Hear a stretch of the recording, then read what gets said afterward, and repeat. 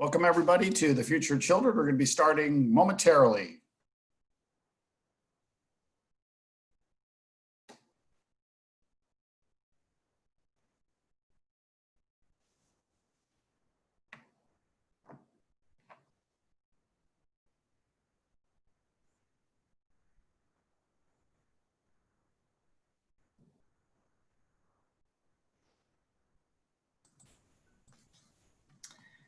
Good morning, everyone. Children at Risk is glad to welcome you today. We are a statewide research organization, and we also do advocacy on the statewide level. We're a nonprofit and work on issues affecting the whole child, including education, parenting and family well-being, health and nutrition, immigration, and the fight to end human trafficking. We also foster collaboration among other nonprofits doing work in these areas. And this year we have started the Texas Family Leadership Council, who is a partner with us for the event. We also want to thank Samar Yusuf and the Signature Care Emergency Center for sponsoring this event today. Children at Risk has events throughout the year like this one that focus deeper on important issues affecting our children, crisis events, and new research. You might be interested in our upcoming event, What Do the Elections Mean for Texas, on November 4th, where we will dissect the results of the election and discuss important issues for the children's agenda for the legislative session that begins in January. I'm sure you're all familiar with Zoom webinars by now, but I'd just like to highlight some features we'll be using today. The chat feature can be used by everyone, including our panelists, to comment on the conversations. If you have questions for our panelists in the second half of our webinar, please type them in the Q&A section and we will relate them to our moderator, Dr. Bob Sanborn. After our event today, we'll ask you to complete a short survey to hear your reactions to what you've heard. We appreciate your feedback because it helps us plan future events and topics. Thank you again for attending this morning, and we will get started in just 1 minute with Dr. Bob Sanborn and Alexandra Whittington. Thank you, Gretchen, very much. And I want to thank our partners as well, the Texas Family Leadership Council, and all the groups that we listed on the bottom of that homepage, because without them, we couldn't do everything that we're doing in terms of our partnerships. So Alex is with me today. And Alex, come on board. We want to talk a little bit about the future of children, and everybody is interested in the future. And especially when it comes to educating our children, we want to know what's going to happen. And it's interesting when you look at public education, how little has changed over the last 100+ years. And so we continue to try to push this envelope. What could we be doing? And as we think about the future, it enables us to have lots of ideas. So close to 50, how many years ago was it, Alex, that you and I wrote this article? It was 15 years ago. 15 years ago, Alex and I and 2 other colleagues wrote an article on the future of children for the Futurist magazine. And what we wanted to do briefly is say 15 years ago, show you what we were thinking and sort of what has happened around that as we begin to think today about what's going to happen in 15, 20, 25 years from now. So Alex, was this article any good, by the way? Was it any good? I thought it was really good. We got quite a lot of, comments and responses to it. I believe we were a cover story on the Futurist magazine, that 2005 issue. So I thought it was good. Very good. Okay, so we had basically 4 big scenarios. And so what we want to do is try to go through some of these scenarios and give people sort of a peek at what we were thinking at the time. Yeah. Alex? Yeah. So we had these 4 futures, and again, we had 4 authors. We collaborated on all of them, but it was very much a group brainstorm. So we came up with these 4 different futures as possible paths for the future of education, not necessarily predictions, not necessarily forecasts, but stories that can kind of engage people to think more about possibilities. The first one, I'm going in chronological order, by the way, just as the article did. The first one was set in 2012. Mind you, we wrote these in 2004, actually. They were published in 2005.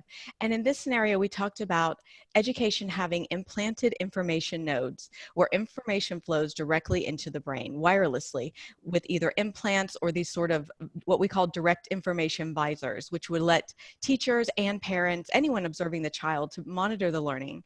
And you would also have virtual classrooms, right? Hands-on experiential education, a step above from what I think we have today, but you could study just about anything online.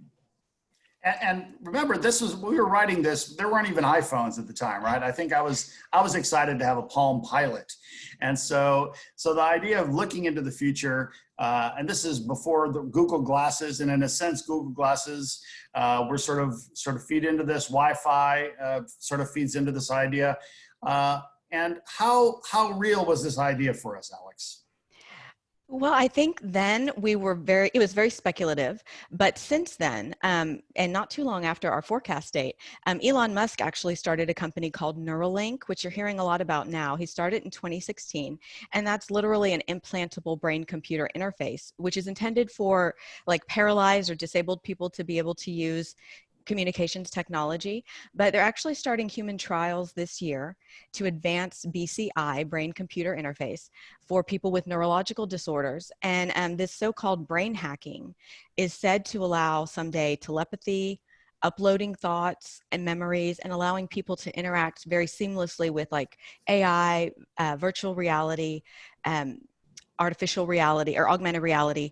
And recently there was a big story in the Wall Street Journal, this was from last year, where kids in Chinese primary schools are actually using headbands that monitor their brain waves, and the teachers actually being able to tell how well they're paying attention. Wow. I have a picture. We have another slide on this.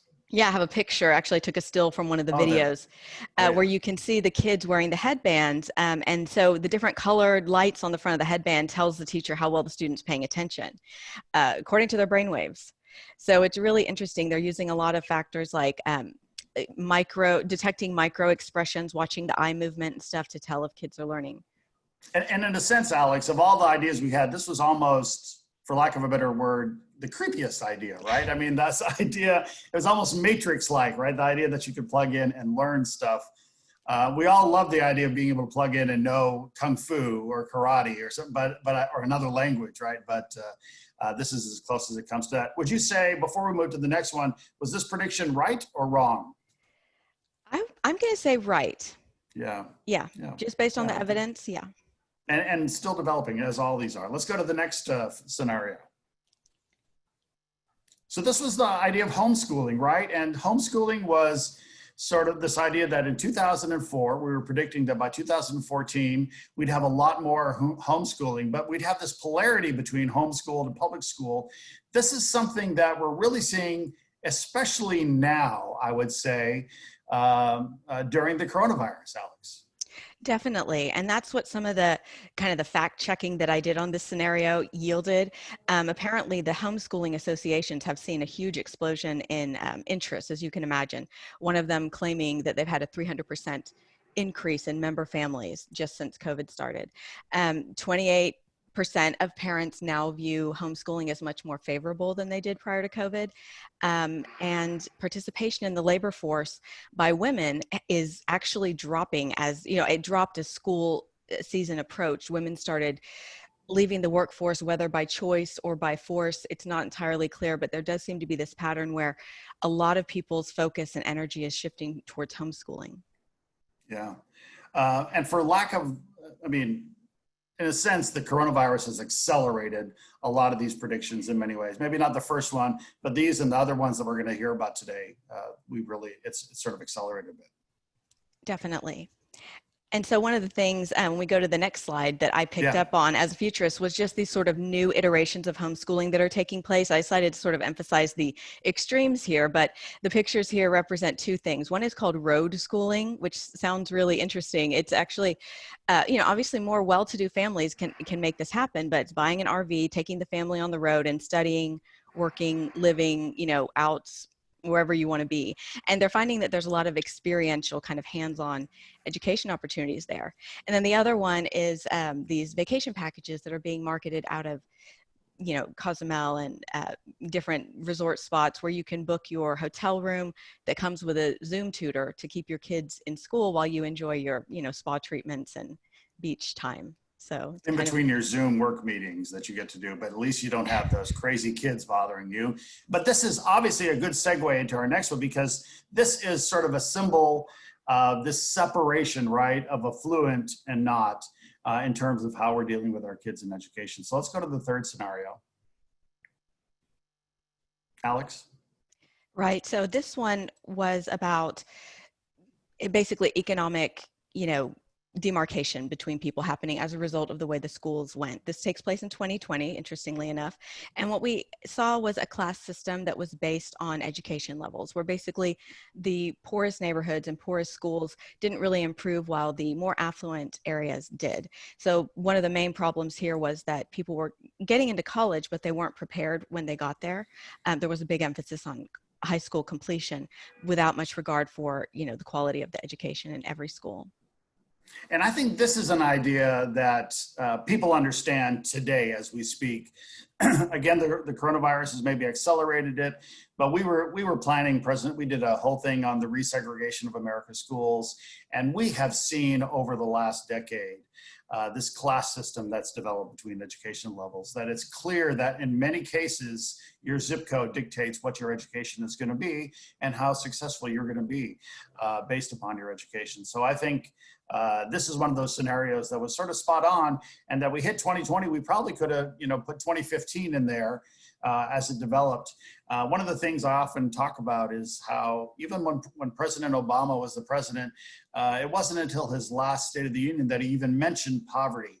And so we tend to think that we've been talking about this poverty for a long time. Many of us have been talking about it, but it hasn't really been in the public light until more recently, though it's been real for some time, right? And your next slide. And like we were saying, COVID has really exacerbated this. I just took a graph off, I think this was The Economist, that looked at how low, middle, and high income students did once lockdown started. And you can see that the technology divide is just exacerbating the income divide. So they called this graph the digital underclass. I thought it was a really good fit for what we're talking about. Absolutely. And let's go to our fourth scenario, Alex. And for this one, we were talking, and this is the one where you and I, in talking about earlier, you think that maybe we didn't hit it exactly, but we're getting pretty close on this one. Talk a little bit about this idea of experiential schools. Yeah, well, this concept has to do with pulling people into the education profession from other fields, particularly experts who want to work in education, and the whole idea of teaching becoming a more attractive role, and not only that, but schools becoming more receptive to families and communities' needs. So this is one that on our timeline should not have happened yet, but it may be sort of taking place with this, again, post-COVID society that we have, where we've got pod teachers, as we might call them. Sounds like pod people or something, but pod teachers who take over these bubbles of small groups of students, helping them with their remote learning. And there was an article in the Wall Street Journal, I have a screenshot, a nice feature story about how these pod teachers are actually finding it very rewarding, extremely well paid, and kind of maybe a pathway to this experiential expert teacher situation that we had talked about. Yeah, excellent. Go back to the previous slide if we can. I just want to point out there are pictures of Alex and I there on the bottom, 15 years ago. And so the future has not been kind to exactly the same, Alex, I must say. So, but as we move forward though, Alex, if you, in our last minute here, the next 20 years, do you have a big prediction, maybe based upon something that we talked about here? Is there something for you though that's sort of screaming out? And we're gonna hear a lot more today from top experts from around the country. But what is your big prediction, or what is your view of what the future might hold for us? A possibility, if you will. I really like the scenario with the expert teachers and people who haven't traditionally worked in education coming into education. We have a global teacher shortage. And so I think that might be an interesting meshing of two trends and issues there. Yeah, and I'm really feeling like this idea, one of the things that we've seen is technology hasn't been perfect for public education during this coronavirus. Obviously, this digital divide that we've talked about, but I think it's going to enable us to do some new things. And again, with this idea of being around the world, how many of us are doing Zoom calls now that for people from around the country? And it's very, very easy. And I have to think that a teacher shortage, teachers from countries all over the world contributing to this sort of pool and having master teachers. So an idea of technology plus this idea of pods. And if public schools can afford and can embrace this idea of smaller pods, there may be some significant advances in learning there. So this is not something that can happen tomorrow, but I think it's something that could happen sooner rather than later. Alex Whittington is a futurist, and she's with partners in Foresight, and she's my good buddy. And Alex, you'll join us at the end as well, and we'll have a few little reflections before we do the breakouts. So thanks very much for helping put this whole thing together with us as well. Thank you very much. Very good. All right, next we're going to go to one of the highlights of our future of education, and it's our Pecha Kucha presentations. And for those of you who aren't familiar with Pecha Kucha, literally it means chit chat in Japanese. And the idea is to have a bunch of slides in a limited amount of time. And I think the traditional Pecha Kucha is 20 slides, 20 seconds long. We've sort of changed that a little bit. 12 minutes, lots of slides. And we're going to start off with Dr. Ruman Chaudhry. And she is with Responsible AI at Accenture. And our good buddy and board member from Children at Risk, Mani Pashwani, is responsible for getting us Dr. Chaudhry from Accenture. And she recorded something for us because she was around the world and it was hard to get her. So let's go to the recording, and she has her own Pecha Kucha, and then we'll come right back.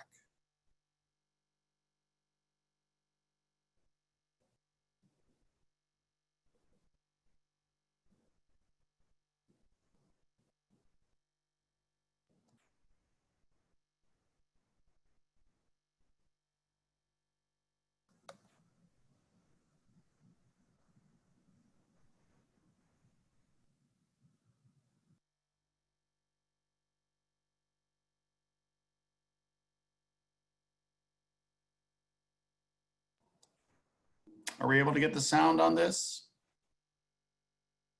We're working on the sound, guys. Hold on.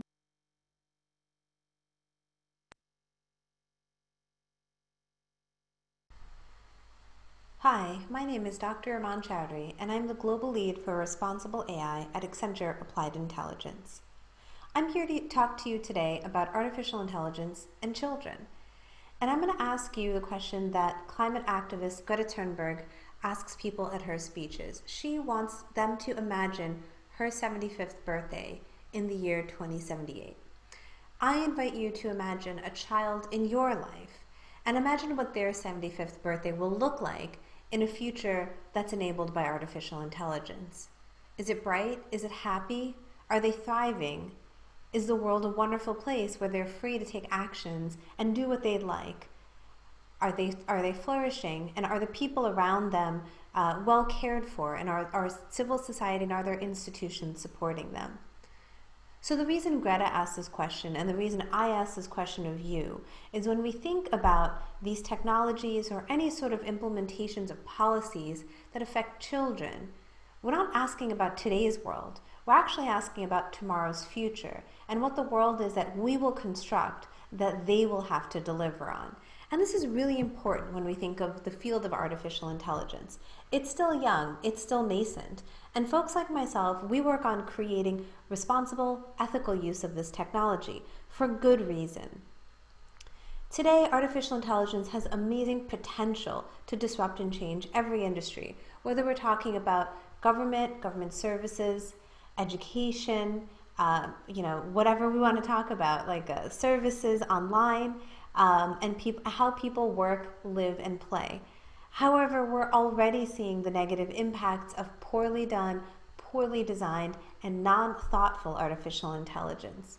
We see children being surveilled by police systems. We're seeing children being tracked, traced, and monitored by educational technology systems that mistake coughing for cheating on an exam, leading to somebody failing on a test, for example. And also, we worry very much about children's data and their privacy. We worry about them being harassed or worse on social media platforms, and we worry about the kind of content that they may be exposed to due to algorithms. And our laws and guidelines that exist today may be insufficient. So we do have laws that protect certain aspects of children's data and information. In the US, we have COPPA. In the UK, they have multiple laws. However, they've often fallen insufficient. Groups like UNICEF have reviewed AI ethical policies and have only found a handful that meaningfully address the needs of children. And that's a great question. What are the needs of children?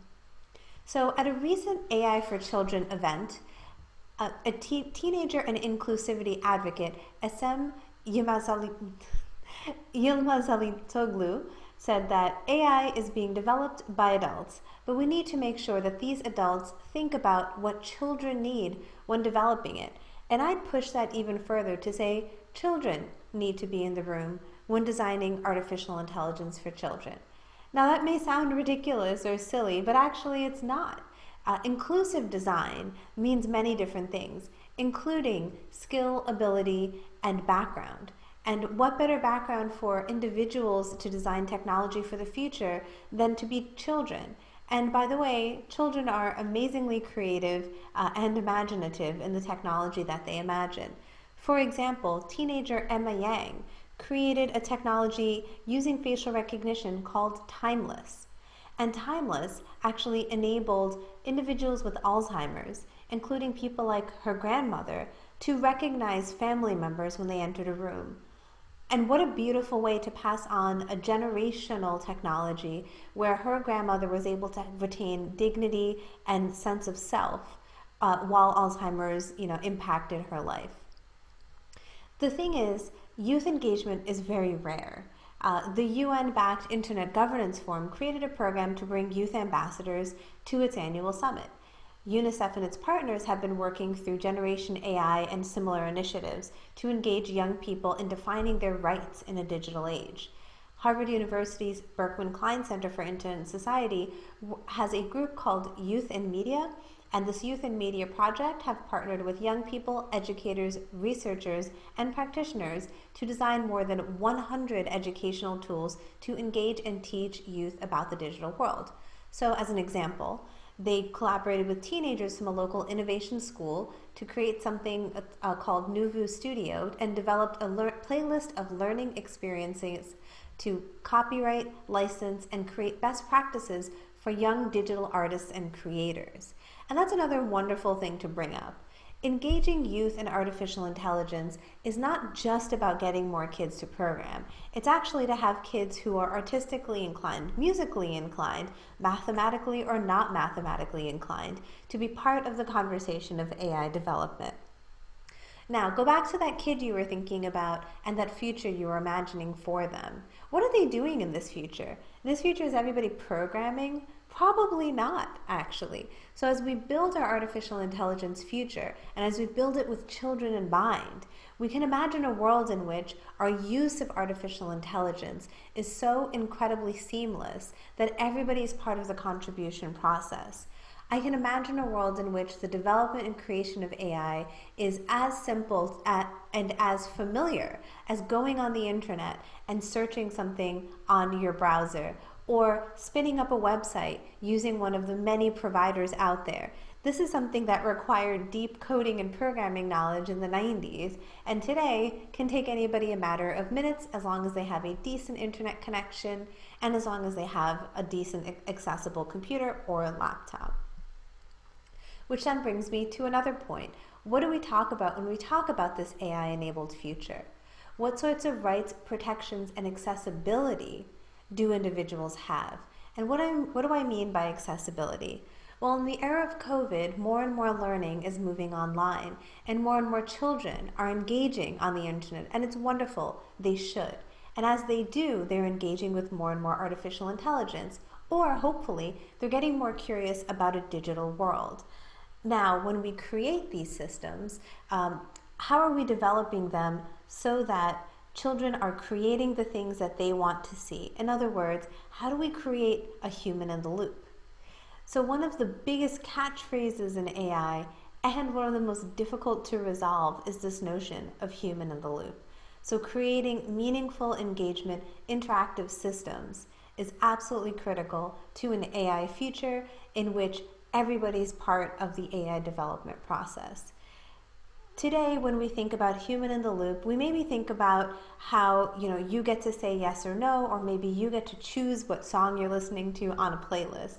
But actually, you have very, very little engagement with AI, and often the power is left in the hands of the developers.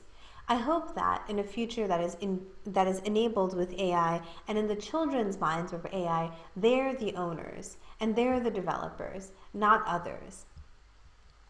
So while youth voices have been excluded from past conversations around digital technologies, as a result, the way we've been thinking about it in corporate settings and non-corporate settings have often been ineffective and incomplete.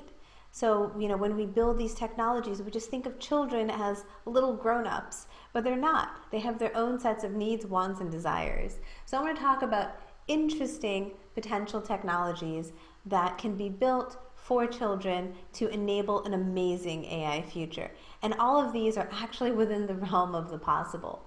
So as I said earlier, the thing that most excited me and actually brought me into the field of AI was the potential for something like EdTech.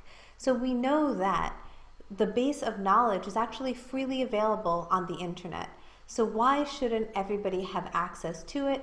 And why should education be kept under lock and key? Why should it be a function of, for example, United States, what your zip code is, or whether or not your parents can afford to send you to a pricey private school, or afford to pay for the different kinds of tutoring to take standardized exams?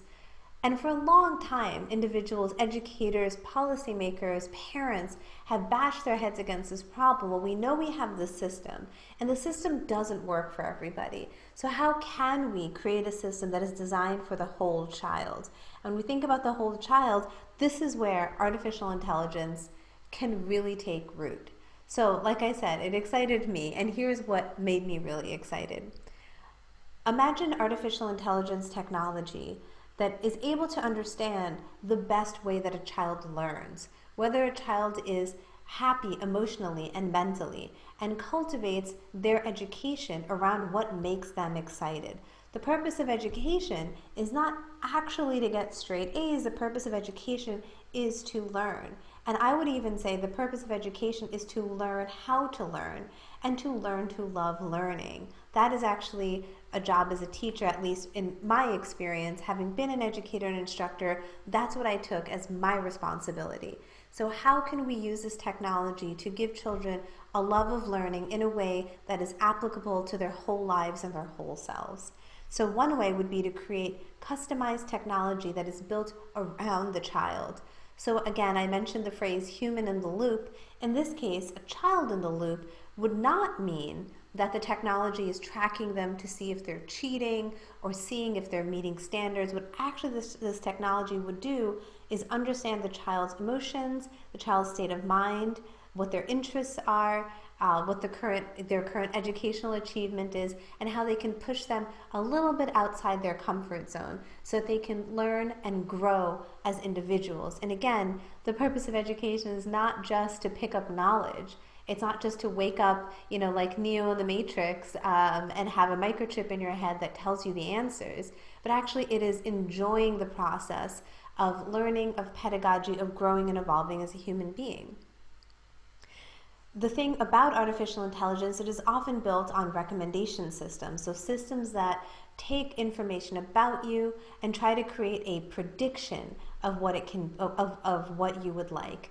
Now, I invite you to go back to that imagination, to that future for that child in your life, and imagine a world in which artificial intelligence helps them grow as a human being. So my invitation, as you think about the future of children and the future of technology, is to realize that they are one and the same. The future we build today is the ones that our children will carry forward into the future, and my hope is that we will be mindful and thoughtful and engage kids in the policies and practices that will impact them for not only the rest of their lives, but for their children as well.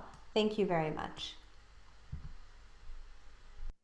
Thank you very much, Dr. Chowdhury. And, as I was researching Dr. Chowdhury, I saw her on BBC this morning. So it's sort of interesting to have a big star, but no star is bigger than Nicholas Springer. So we're going from the world of AI, artificial intelligence, to the world of architecture. Mm-hmm. And Nicholas Springer is an architect. She's the executive VP and the director of pre-K through 12 projects with Kirksey Architecture. in Houston. And Nicola has done a few of these with us before. So Nicola, you are going to embrace the Pecha Kucha though, and with lots and lots of slides. I know you. And so we're excited about that. And our staff will try to keep up with you in terms of clicking the slides. So Nicola Springer, take it away. All right. Thank you very much for having me.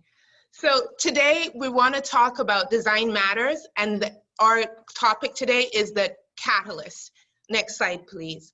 So over the last 6 months, we've definitely experienced an interesting world with the coronavirus, and it's really changed the way that we've approached and looked at schools and how we move through and exist in those spaces. For sure, in some ways, it's made things more difficult, but the irony of some of this is that COVID has been a catalyst to really start to highlight some of the ways that we have been thinking about architecture and how we can move forward and how we should be moving forward for the future of our spaces in schools. Next slide, please. So when we think about the students and how we want them to flourish, we think about, helping them with their intelligence, their smartness. We want to make sure that we are helping them with their social and emotional learning. And of course, in this time of technology, that's becoming even more important. And then we also want to think about their adaptability, their resilience, their grit, and how that school environment can promote that. And our buildings need to be this way too. They need to be smart, they need to feel good, and they need to be adaptable. This summer has also taught us, next slide please, that we have to think about our society, and we think of our schools as foundations for our society, and that we must be creating spaces that deal with equity and diversity and make inclusions for all of us. So next slide, when we start to think about these spaces, we're going to break down the school a little bit and look at it across these 7 categories to talk about, one, how COVID has really put the gas pedal on how these spaces need to be changed, but how we really need to be thinking of making these spaces work better for us in the future.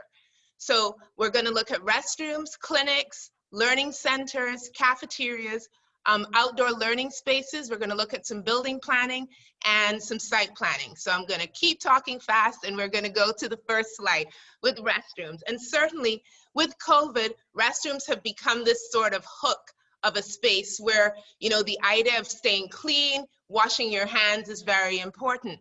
But restrooms also are one of these unique spots in our school buildings where they butter the landscape of our spaces, where you've got tons and tons of restrooms, and they almost anchor the space. It's someplace that everybody has to go to, take care of. And when we think about restrooms, we want to think about them being seamless and clean and easy to clean. But as we think through the future and we think about things like our diversity and inclusion, we want to make sure that we are creating spaces that allow for maximum privacy, that separate, the different things that we're doing so that we're creating healthy environments. We want to think about how we're using water and managing water and making sure we're being smart with that. Next slide, please. And so as we think about those restrooms, we want to think about how fun they can be, how exciting they can be, how engaging they can be. They don't necessarily have to be these spaces where students are going to be worried about bullying or worried about privacy and things like that. So just some ideas about how these restrooms can be cleanable, fun spaces, open spaces that do the job that they need to do. Our next slide, please. Our next area is clinics, wellness centers. And certainly in COVID, we've seen a lot of places come and beef up these spaces as a clinic. We've got isolation rooms, very secure rooms, sterile rooms. We've added our AC to make sure that it's not putting infectious bacteria out into other spaces. But as we've been designing schools and thinking forward, we don't necessarily only need to be thinking about the infectious aspects of our health and well-being. We also need to be thinking about our wellness. And we want to make sure that we are creating clinics that, have access to outdoor daylight and views, because we know that those views to the outdoors are also healing. Also, maybe the spaces aren't so clinical and we have more comfortable furniture. And think about the times that sometimes students just need to get away from all the work that they're doing. They just need some downtime. They just need some quiet spaces. So acoustic spaces are valuable as well when we think about creating these other opportunities. And then finally, just the idea of living plants also help. So that access to the outdoors as well is going to be important. Then the main hub, one of our most important spaces, is our learning centers. And with COVID, one of the things we've definitely seen is that we've got too many kids in our classrooms. We need to space them out. And that's, if there's one good thing about COVID, we realize we can improve the teacher to student ratio, creating environments that are going to be much more enjoyable for students to work in. And as we think about the future, we want our classrooms to move away. We want to make sure we move away from those rows, and we want to make sure that we are looking at spaces that are more vibrant, spaces that are more inviting. In COVID, we talk about improving the air inside those spaces. Also, the opportunity may be to be able to open windows, but definitely be able to see out of those windows and look out onto a landscape that is varied and interesting. Our classrooms shouldn't be all the same. And in a student-centered environment, we hope that students feel the ability to be independent, to move out of their classroom spaces into shared areas and get that independence to work and be creative on their own. When we look at these other slides, you start to see how the classrooms can start to look different, but also how they can be adaptable, that we can go from one single classroom to opening up classrooms and having that more sort of co-teaching type of experience. The classrooms can be warm with different types of furniture so students can find their different way of using spaces.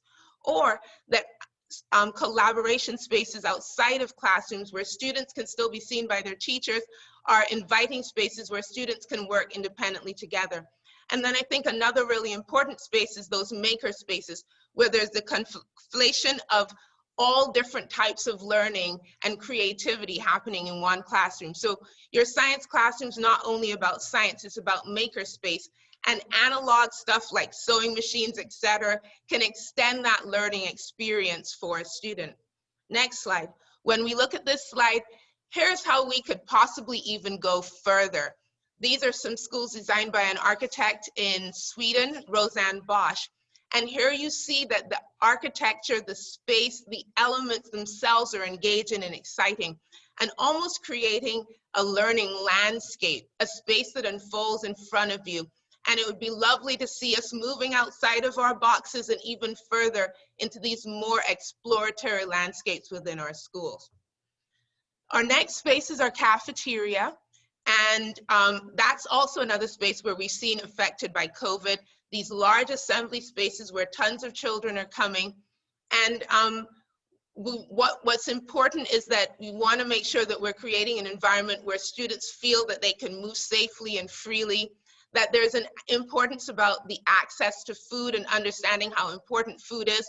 And again, COVID has shown us how integral that understanding of food is to our communities when we see our school districts really providing the main meals for so many of our communities. But our cafeteria doesn't necessarily have to be this closed off space. Again, having access to daylight and views, making it an enjoyable space, and then even being more flexible, that opportunity for that cafeteria to break down into different types of spaces, go from eating food to a performance space. And also the access that you can have to the outdoors is also important, because as we move outdoors, it's definitely going to improve the environment that we're working, that we're eating in, and definitely give other opportunities for the space to open up. Next slide, please. So we were just talking about access to the outdoors, and one of the things we've heard, COVID is one of those that seems to thrive in the indoor environment. So thinking about how our outdoor learning environment can be more accessible to students, more a part of our everyday learning.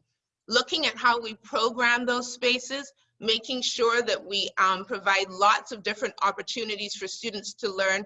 Not only, I mean, it's not that it's only a space for you to learn about outdoor things, but also a space where you can have your classes outside. And when you do that, you want to make sure that you're creating environments and different opportunities in the landscape where you can have shaded areas. You want to make sure they're well ventilated.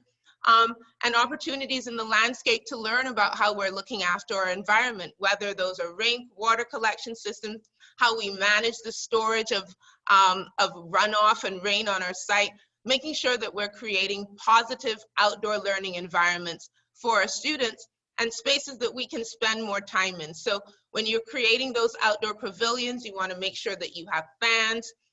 You want to make sure that the whole building is oriented correctly so that airflow across the campus will work positively. And then obviously outside is about play as well, and really starting to explore those other opportunities and ideas of play, bringing back that aspect of creativity and resilience, and coming up with ways to address your outside environment. So nature play is something that we're seeing a lot of coming back. Kids learning to play with sticks might be dangerous, but you learn something while you're doing that, right? No, maybe you don't hit Joey, but just definitely exploring what are some of the other opportunities in those outdoor spaces, gardens, butterfly gardens, etc. Next slide, please. And so now the next idea we're going to come to is about building planning. And I think Dr. Bob and Alex kind of hit on this earlier. We're thinking about our classrooms, about the communities in schools getting smaller. I think COVID has done this in an interesting way, in that one, you see people utilizing, we have smaller cohorts of students, them all coming together in school, going to their areas in school together, and you know and understand the people that you're living and working with better if you when you're in these smaller groups. And so really thinking about not just smaller numbers of students in classrooms, but just smaller numbers of kids in schools. Also thinking about how do we defend that space. And one of the ways we can look at this is also having distributed admin throughout our spaces. So instead of just one administrative space and one entry to come into the school, looking at ways that we can distribute that administration, whether it's assistant principals, counselors, have adults kind of anchored in a space with a community or a neighborhood of schools with kids coming to that entry. And what you create there is, I know all these kids, I know when they don't feel well, they know the adults that they need to talk to. And just this idea of a smaller school, as we've seen with COVID, I think, one, it will help us keep our community safe and healthier, but two, really give opportunities for learning and a better learning environment for our students. Building planning again too, you know, the idea of going up 2 floors, incorporating your stairs and your landscapes and allowing for movement and activity in this space. And then site planning, this is our last set of slides. As COVID has shown us, our schools are truly the heart of our community for so many people. And thinking about how they're laid out, their relationship to the larger site, whether we plant trees, how we incorporate gardens, how we allow the community to access our site and be a part of our community is an important thing that we have to think about when we're designing. Planting lots of trees. I know this is a struggle for school districts. You just want to mow the lawn and move on. But trees as potential for creating shade, trees as potential for creating beauty and variety, trees as a potential for creating food, and also trees as a way to clean the environment. And I know in Houston, we've got some difficult air days sometimes around here. Thinking about, you know, the types of trees that can help block some of that pollution coming in, the debris from the streets that are nearby. I think some of the things that we want to think about when we're creating these outdoor landscapes. And then finally, just thinking about how outdoor landscapes, how our site planning, where we put cars, how far we keep cars from a building, not having the car drop off right adjacent to the entryway so those pollutants aren't coming into the space, but creating landscapes for everybody to enjoy, not just the fields that some athletes may be using, but also just the spaces where people can get outside, be inspired, be part of that great air and be good and see each other together. So with that, I will end. I hope that gave you some food for thought about not just how we're dealing with our situation today, but how we really need to be thinking about schools in the future, how we can make them fair and safe spaces for all our students and for everybody to learn happily and healthily. Thank you. Nicola, fantastic. As always, you hit it right on the head, the nail right on that. Food for thought, right? So much food for thought, and beautiful slides. So thank you very much. Thank you. So from Houston all the way up to MIT, let's go to Dr. Kimberly Doddsman. She's the Senior Policy and Research Manager at the Abdul Latif Jameel Poverty Action Lab, JPAL North America.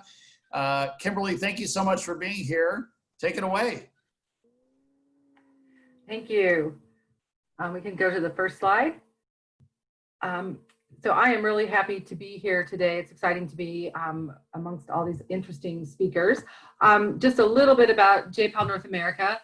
We conduct randomized evaluations, build partnerships for evidence-informed policymakers, and help partners scale up effective programs. So today I'm going to talk about education technology. And I'd like to be able to share findings from our academic review paper that has synthesized the rigorous evidence on the effectiveness of education-based approaches, technology-based approaches in education.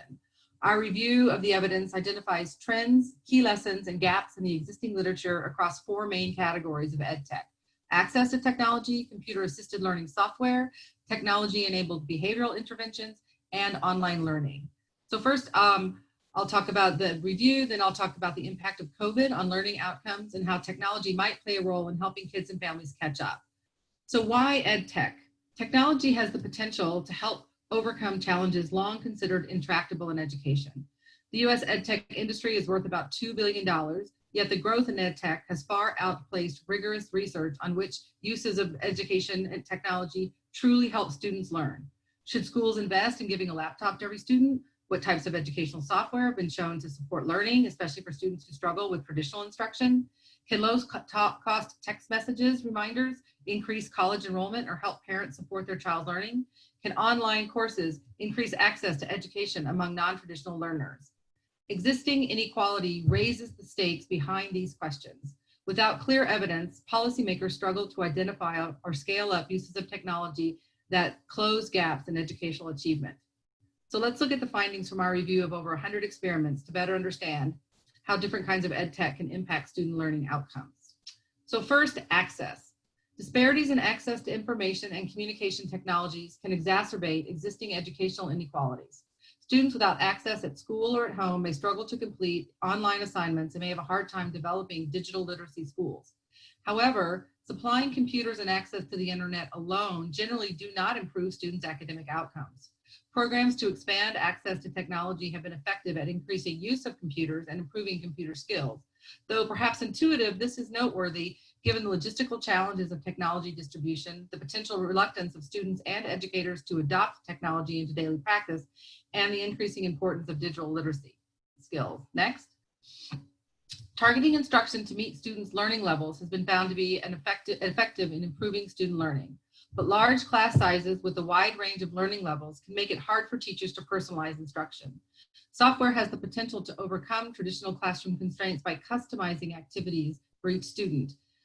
This is a little bit like our first speaker talked about with the artificial intelligence.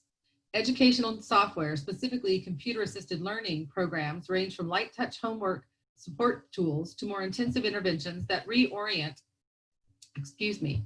the classroom around the use of software. Most educational software that has been evaluated experimentally helps students practice particular skills through personalized tutoring approaches. Computer-assisted learning programs have shown enormous promise in improving academic achievement, especially in math. Of all the 30 studies included in our review of computer-assisted learning programs, 20 reported statistically significant positive effects. A number of these programs adapted instruction to meet students' needs by leveraging artificial intelligence and machine learning. Other effective programs provided timely feedback to students and shared data on student performance with teachers to inform teaching strategies. Next, please. Technology can be used to help address systematic biases in decision-making and other psychological factors that lead to unintended outcomes, like high school graduates not enrolling in college as a result of missing financial aid deadlines. Low-cost interventions like text message reminders can successfully support students and families at each stage of schooling. Young children do better in school if their parents have encouraged and participated in learning activities at home. Text messages with reminders and actionable tips can increase parental engagement in learning activities such as reading with their children. In middle and high school in the US, the role of parents typically shifts away from direct activities and toward encouraging effort in school. Schools can help parents support their children by providing families with information about their child's performance. Technology can make this communication easier, faster, and more systematic. Programs to facilitate school-parent communication, including sending grades and attendance information and sharing personalized feedback, have shown positive effects on students' GPAs, test scores, assignment scores, and attendance.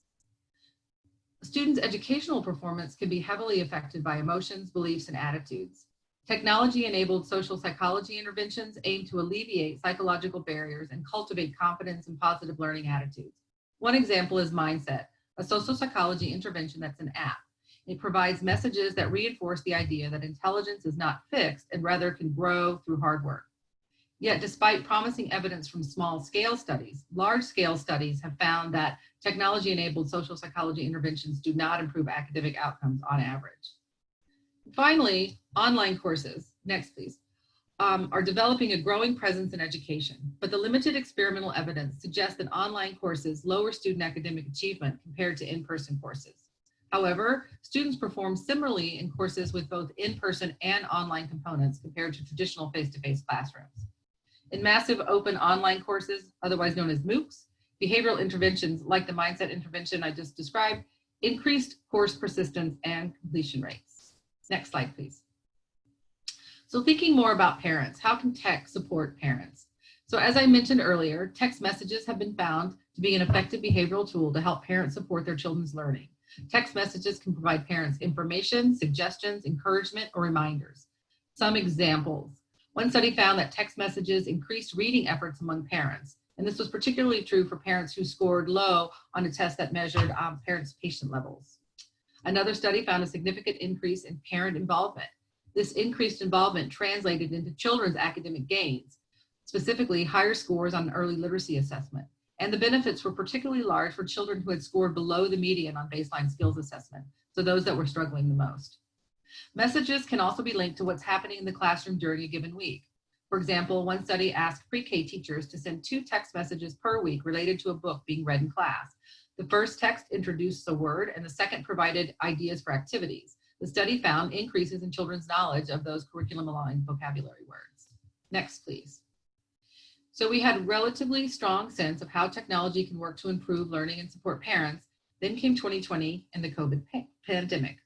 So as a result of nationwide school closures, 55 million students completed the 2019-2020 school year from home, and approximately 9 million, or 16% of those, did not have access to the technology they needed for remote learning. These school closures are likely to result in disproportionate learning losses for low-income students and students of color. And by this fall, students are likely to fall behind a full academic year. Data from the World Bank suggests that foundational learning loss as a result of school closures could lead to lower trajectories for an entire generation. Next slide, please. COVID has underscored the disparities in access to essential technology between high-income and low-income schools.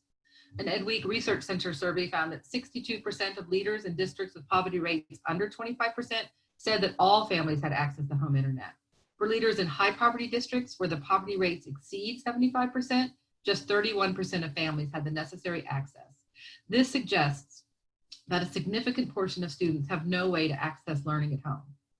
Access disparities are race-based as well. A 2020 survey conducted by Pew Research found that 1/4 of Black teens reported they often or sometimes cannot do homework assignments at home due to reliable access to either computer or internet connectivity. This is compared with only 13% of white teens and 70% of Hispanic teens.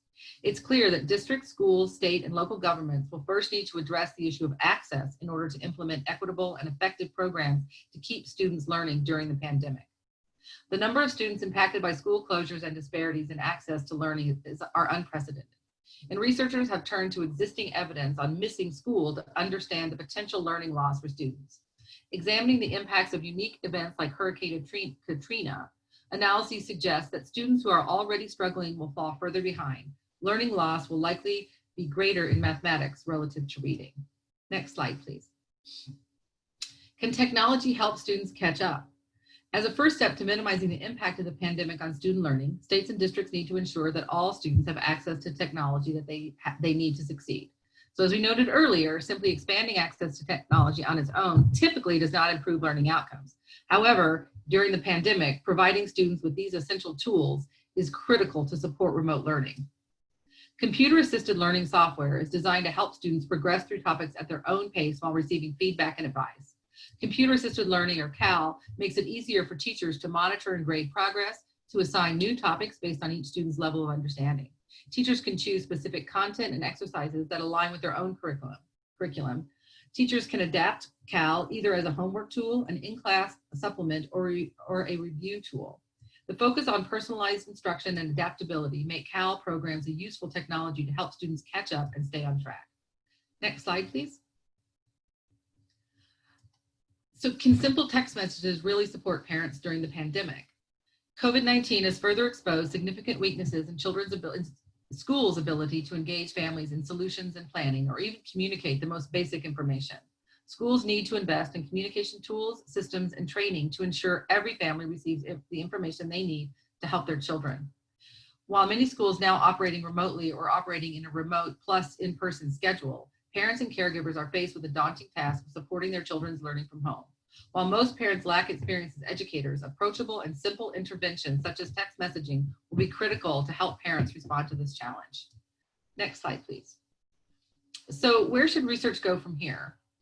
Thinking about students, new research can seek to identify effective methods to expand access to vital technology to students who need it.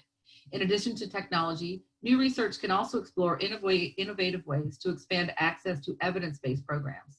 So for example, there's a growing body of evidence that points to both computer-assisted learning programs and tutoring as effective educational tools. New research should explore how to effectively blend these programs in order to expand tutoring capacity. Additionally, more evidence is needed on the effectiveness of online tutoring, particularly while students are unable to access face-to-face teaching due to COVID-19. For parents, evidence suggests that short, actionable directions and suggestions for engaging activities can better equip parents to support learning at home. Researchers, program developers, and educators recognize that parental engagement during the pandemic may look completely different from parental engagement prior to school closures. This is an opportunity to redesign programs and to deliver content that supports student learning at home. While many of these interventions have not yet been tested at scale, researchers should partner with districts and state departments of education to implement CAL, online tutoring programs, and family engagement strategies at scale and identify effective ways to support students, teachers, and parents during and after the pandemic. Next slide, please. So these are links to some resources from JPAL North America, and I believe that the organizers will share these slides with everyone so you can access these if you're interested. Thank you. Dr. Dadisman, thank you so very, very much for being here and lending us your expertise. I so appreciate it. It's fantastic. Let's go to our panel to react to all of these great speakers. And so our panelists will come online. We have Texas State Representative Rafael Anchia, who is from Dallas. Dr. Laura Nissen, she's a professor and a Presidential Futures Fellow at the School of Social Work up in Portland State University.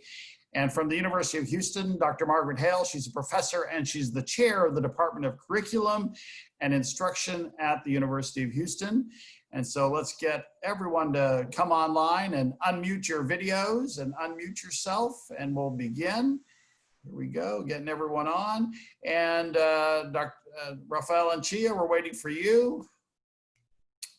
State Representative Anchia, well, there we go. Everyone's here. And let me ask all of you, and I'll start with you, Dr. Hale. Of the three speeches, what was the one big takeaway that each of you have? Something sort of you felt like, wow, that's something big. Margaret? So I love all the ideas that were shared. The last speaker shared about the disparities that have popped up during COVID. And that's one of my big concerns. One of the things I feel like we really need to focus on and figure out is how are we going to address these disparities that are arising. Somebody typed in the chat box about remembering that their first year of teaching, they taught in a school in a classroom that had no windows. And so it was so nice to see the windows and the green space in the pictures that were shared. But that person also asked, is that going to happen in low income schools as well? Or are they going to continue to remain in aging school buildings? And I think that that those disparities and inequities that we're seeing are something that we have to figure out how to address. Yeah, absolutely. Dr. Nissen, how about for you? What was your big takeaway from the three speeches?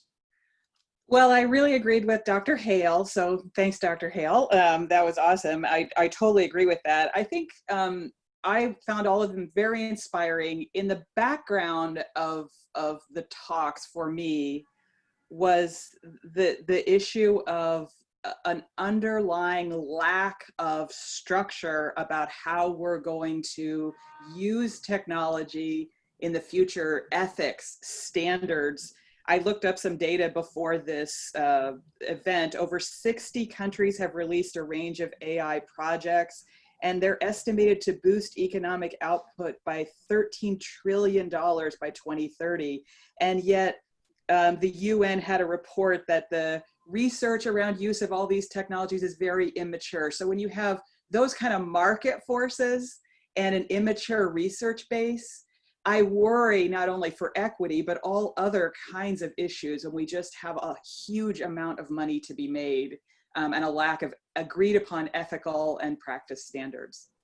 Yeah, some of this, Dr. Nissen, has been thrust upon us though, because of this pandemic, right? A lot of this stuff, it's just, it's amazing. Representative Anchia up in Dallas, what was your big takeaway? So having been both a school board member at Dallas ISD in the early 2000s and now a state representative, I loved the creativity, but it threw me into a panic. And I don't know if that's a byproduct of the medicine I'm taking right now to manage my pain after knee surgery yesterday. But I really, I could not stop thinking about how do we pay for this? How do we pay for this? How do we pay for this? And maybe it's the context that I'm about to experience in the next legislative session. And I'll just share two really quick anecdotes. Obviously the budget cycle in this next session is going to be challenging. We pay for schools and roads and other things through oil and gas severance tax, which are the same types of things that are impacting our environment.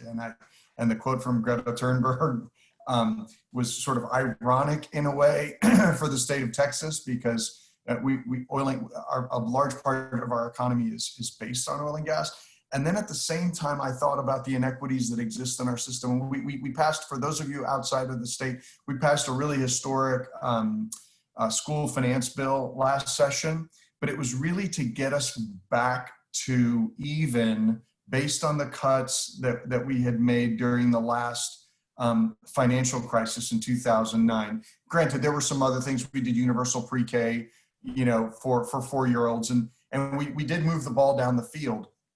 But I just thought to myself, how do we pay for all these great ideas when, and this is the second anecdote, when I was a school board member, there was literally a school in the district that I represented that was over 100 years old. And in trying to create a new school, we had different stakeholders that were preventing us from doing it. We had the historical preservationists who were saying, no, you can't repurpose, you can't tear down the school. We try to keep the facade in place, the historical facade, but build a new school for the kids. So they had their agenda. And at the same time, there was absolutely no way to retrofit that school that the old principal, W.H. Adamson, used to ride his horse to when the school was open. And so I just thought to myself, oh my gosh, this is going to be challenging. And I'll speak to it a little bit later in the next question, but our per pupil funding for low income kids in Texas versus what the private market tells us a world-class education costs. And I'll put a pin in that and come back to it later. Representative Anchia, I just want to follow up a little bit. I mean, in terms of, as we look at this from a national perspective, I can't help but think, and I'm sure there are many people that will see this and that are seeing it now, but that when we're talking about our children and the future of our children, in many ways, we're talking about the future of our economy. And when you're in a state like Texas or California or Florida, where the majority of children are coming from low-income families, it seems like when we talk about the future still having all of this disparity, it seems like it's not a good investment in our economy for us not to think about how do we fund public education, right? Yeah, there's no question about that. But and here is one of the tensions that I've talked about, and I've got this talk that I give that's entitled "The Heirs of 2090," right? Because when I go talk to constituents, I explain to them that the heirs of 2090 are likely in our kindergarten classes today, or at least 2080, with average life expectancies. And we've lost this sense of generational equity, Bob. I really am concerned about that you leave things better than you found them, and you build that infrastructure of opportunity for the successor generation that's coming behind you. And I worry, and I've talked a lot about this, I worry that there is a perception, because many of the kids who are the successor generation are Black and brown. There is an implicit bias that that they're qualitatively less worthy in that investment. All right, and that's a pretty provocative statement. But whether it's explicit or implicit, many people are seeking to, especially this large cohort that's retiring, hold on to, conserve what they have, and invest in the successor generation, because there's a perception that they are not worthy of that investment. And we've seen that manifested in not only in political rhetoric, but actual policies that are designed to chip away at that infrastructure of opportunity that we need to leave for the successor generation. Dr. Nissen, I want to get back to Dr. Hale's point about this inequity, and the same thing that we've been talking about with Representative Anchia. As we look into the future, is there a way, either by using what Dr. Chowdhury was talking about, AI, is there a way that technology can somehow alleviate this disparity where it's not overwhelming costs, or do we just have to embrace that? I think it's such a big and interesting question, and we simply have more work to do. And we have to, I think, awaken to the work that we actually have to do. So Representative Anchia, I really appreciate what you were saying about, there's a need for political will. And I think Future's work can help awaken people to new ways of thinking about and new consequences, unintended consequences of either going down a certain road or failing to go down a certain road. So when we think about using Future's tools and consideration of new technologies and all those kinds of things, we really want to imagine the ways that these could play out. And I have a very quick couple of slides. If I could just share my screen. Sure, this would be a good. I'll give you an example of kind of how we use Future's thinking to do that. So just a second here. Everybody seeing this okay? We think about the future of VR and lots of investment coming. This is a sector that both investments in hardware and software are just going off the chart. So VR is a very promising sector, and even in COVID, right? So industries that will be, and sectors of the economy that will be disrupted by the future of VR are plentiful, overwhelming. And yet, what are the costs? What do we run? What roads do we go down? How will equity play out? Who will benefit from these changes? Who will suffer? So a wonderful futurist named Stuart Candy came up with this artifact of the future called the nurture pod. Now, the nurture pod doesn't actually exist, but it's an artifact of the future. And as futurists, we would work people through ideas of like what led up to this being a practice. Who decided this was a good idea? Who's at risk and what kind of risk? Who benefits? What would our own social work code of ethics say about the nurture pod? And is this a future you want to live in? So we use thinking stretch techniques to help people advance their excitement and also maybe their fear of various futures. What kind of future do we really want to get into, and how do we elevate and amplify our emotions as well as our intellect to think through what those might be? So just wanted to share that as an example.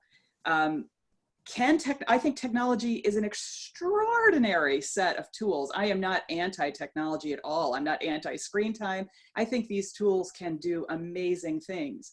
We simply have to mature our capacity to, and political will to do the homework of making sure that the future isn't just a marketplace at the expense of equitable childhood well-being. Yeah. Dr. Hale, you're the head of a department of curriculum instruction at a very large school of education at the University of Houston. And I want to go reflect a little bit on Nicholas Springer's remarks as an architect, this idea of the impact of the classroom. Might, though, we have a classroom of the future that's much like what Laura's talking about, a VR classroom, or might our schools not even be school buildings at all in the future? Is that a possibility, and is that a probability? I think it's a possibility for sure. Whether it's a probability, I'm less likely to lean toward that answer. I think the possibilities are endless. I'm a 30+ year educator, and sometimes we don't see a ton of change in the public school system, regardless of what the research says. It feels like, it doesn't just feel like, the research takes a while to trickle down into the school systems. And so regardless of how much research is out there, it always takes a while, because just like Representative Anchia said, he had kind of a panic moment about, oh my gosh, how would we pay for all of this? That is the bottom line for us in the schools. Where is that money going to come from? I started teaching when the Robin Hood, for those of you who aren't in the state of Texas, Robin Hood was a funding plan developed by the state of Texas where schools with private school districts that had more money they would have a portion of their funding taken and given to school districts with less funding for their schools. And it seems like we still haven't gotten that all figured out. That was when I entered the teaching world, and it seems like we're still struggling with that. But thinking about those schools of the future, I think all of that is possible and exciting. But like Dr. Nissen said, we have to, I love the way you said that. We have to mature our thinking. We have to mature our infrastructure as well. The infrastructure in many schools is not there. Representative Anchia talked about 100-year-old school building, and I've taught in a couple of school buildings that while I was there celebrated their 60th birthday. That's great, but it's hard to retrofit those schools. We have a classroom in the College of Education at the University of Houston that is a bit of a more futuristic classroom. I wish that it had the windows, the walls of windows where you could see outside. But the furniture that is in that classroom is much different from a typical classroom, and it's more suited to allowing for small group instruction and desks that have built-in computers so students can engage in inquiry right there using the internet. So, I think we're making progress, but it does take a while to mature. To that point, Margaret, also, most of the time I'm in Houston as well, and we're so used to thinking, no way could we do stuff outside in Houston, right? All our classrooms are built to be inside. But during the last 6 months, we've all spent more time outside than ever before. Even in the middle of the summer, I'm having happy hours in an outdoor park in August. I would have never done that in Houston, right? But it just shows 100% humidity. Yep. Yeah, but it shows that we can do these things. Yeah.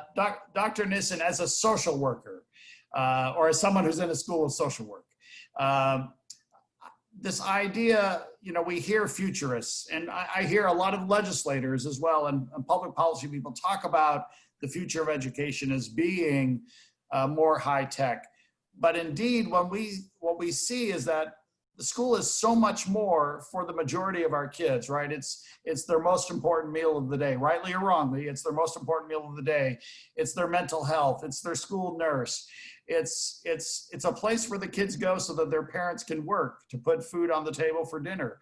So how do we sort of interact these two ideas of school being much more high tech, or does it go back to this idea of blended learning that we heard from Dr. Dadisman? I think that my mission in life is to actually build the capacity of professionals who work closely with children to guide this conversation, because I think there's just so much that's needed about the ethics and the focus and the purpose of what are schools there for, and how do we agree to that in democratic ways. And how do we invest in that? And Representative Anchia, I'm never going to be able to not hear you saying, are they worth the investment? I mean, that is such a knife to my heart. And I don't think I've ever heard anybody say it quite that way, but that is the issue. It's going to cost money to evolve our systems to be ready for the future. Is Apple doing that? Are other big tech companies? Of course they are. They spend lots of money evolving themselves for the future. Our infrastructure and our most precious natural resource, our children, it's going to take money to evolve them. Do we allow the private sector to do that? I think that becomes the question. And what is gained and what is lost by that kind of approach? So it's a deeper question than this or that in the moment. And I think the degree to which we let ourselves get pulled up into should we take this road or that road at a very superficial level is the wrong approach. I think we have to pull down to deeper. Why are we here? What is this moment in time kind of conversations before we get into this road or that road conversations?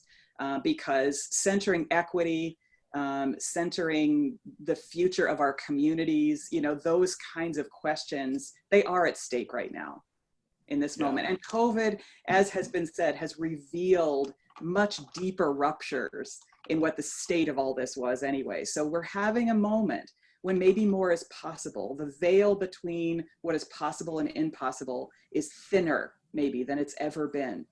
So how do we use that moment?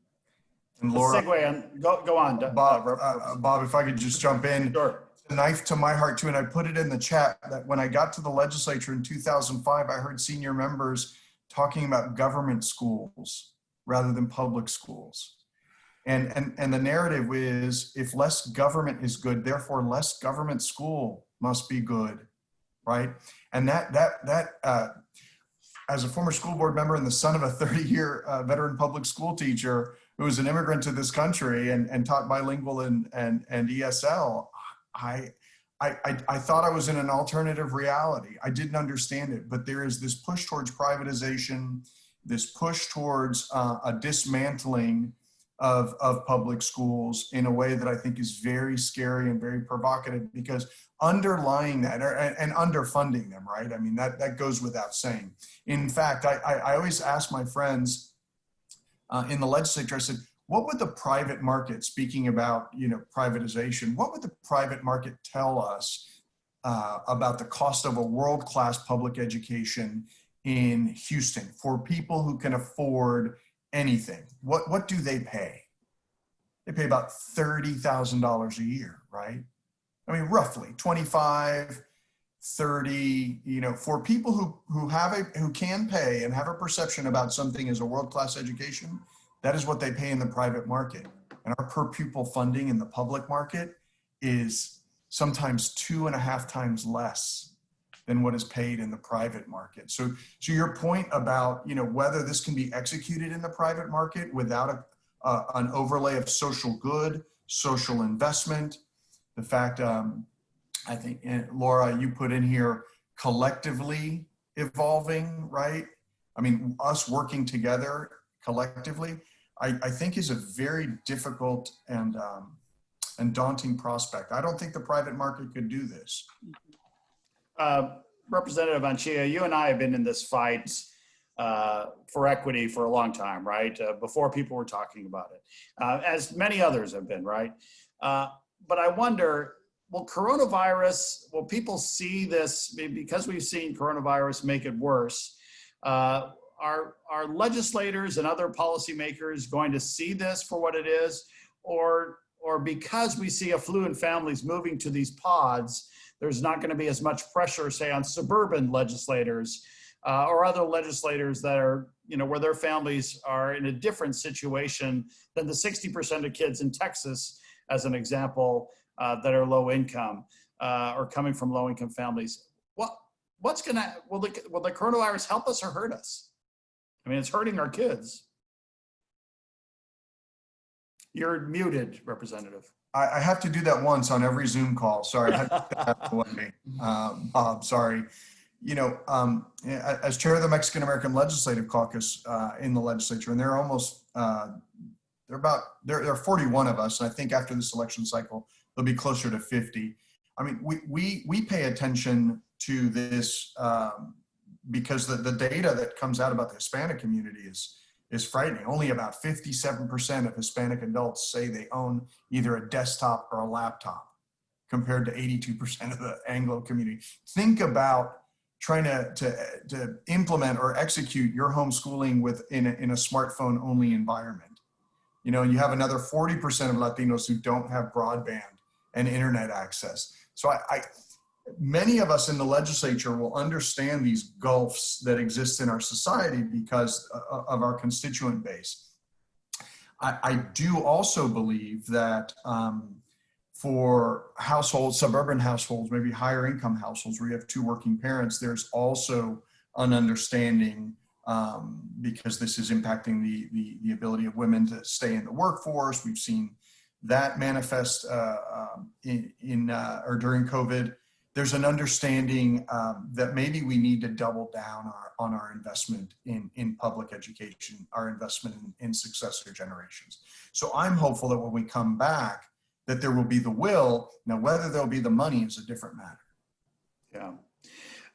Dr. Hale, Dr. Chaudhry talked about this idea of children being involved in the development of technology.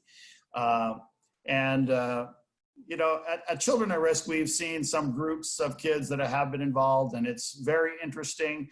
But from an education point of view, I want to see it happen. Can it happen? Are teachers going to allow this to happen? Are app developers going to allow this to happen? I hope they're going to allow it to happen. It's a great, a great way for children to kind of exercise their creative muscles. I feel like I'm being the downer on this panel, but from spending so much time in the classrooms, I feel like, and what I still see happening today with our teacher candidates who are going to do their student teaching, there's so much emphasis on the standards and on testing. And what often happens is what is tested is what is taught in the classrooms. And so when you think about giving students the opportunity to start to develop apps and start to experiment with artificial intelligence, my fear is that because that's not something that's tested on our standardized test in the state, or even on the standardized tests that are taken across the country, there won't be very much time allotted for that in schools. Even though what we know is that, I'm trying not to pay attention to the chat box, it's very distracting.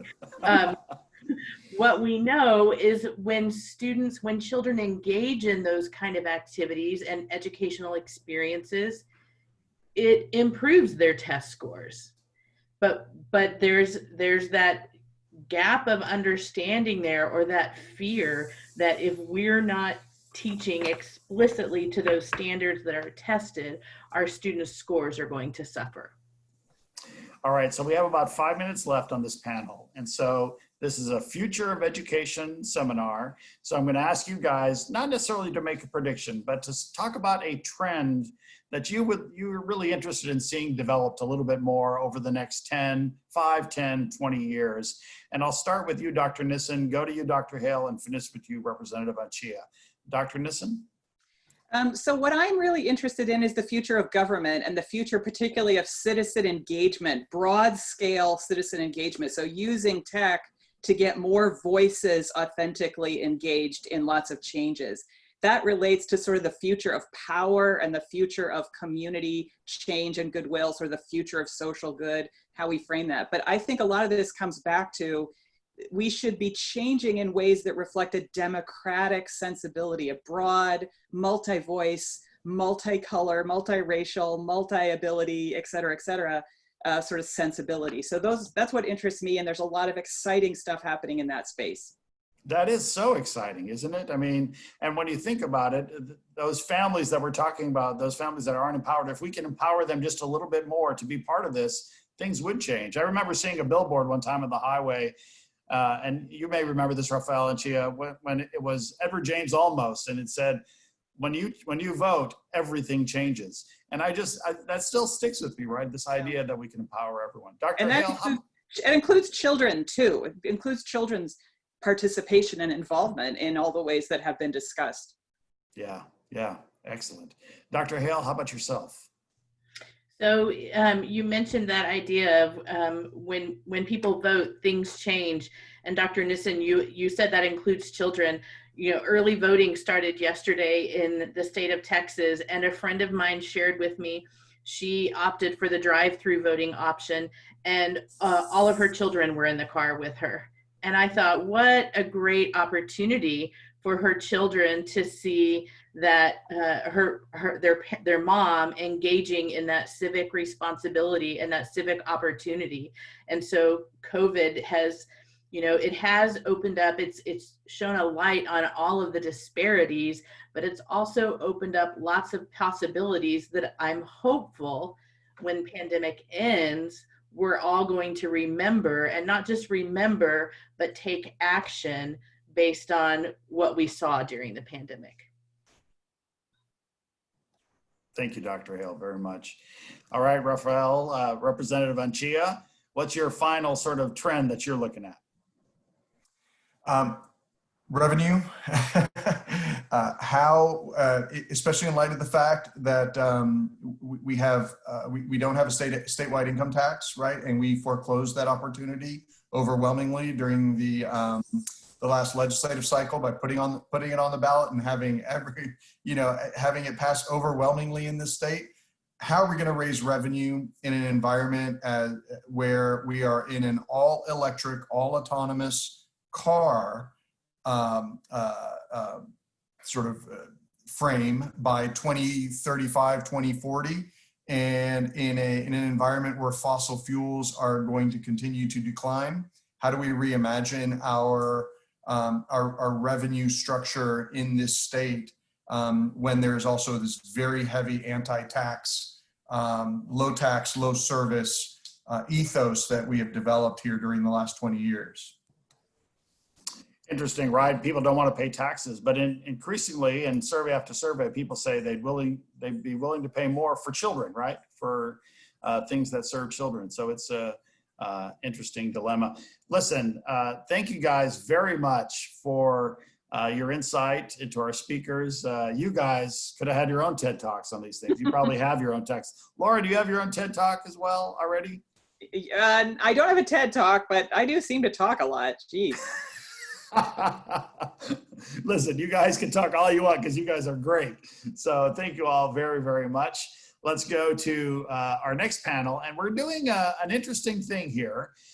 This is a Shark Tank-like panel where we're going to have our three experts in 3 to 5 minutes give us a big idea for the future of education and where they think we should be going. And then we're going to have the audience vote on this. So I'd like Dr. Clary Nelson has just appeared on. She's the CEO and ideation leader from the Futures Forum. Dr. Nelson, welcome. Frank Diana is the managing partner, and he's a futurist with Tata Consultancy Services. Frank, welcome. And then also joining us is Lori Lambropoulos, and she is the principal of Energy Institute High School in the Houston Independent School District in Houston, Texas, one of the top high schools in the Houston area, and one that focuses on the future. Lori, thank you very much for joining us as well. And so 3 to 5 minutes is not a lot of time to give us a big idea, but Dr. Nelson, would you like to start with your big idea for the future? And then I'll ask a few questions in between, and we have a little bit of time to do this. Dr. Nelson. I just want to set my time. I'm going to get my time up.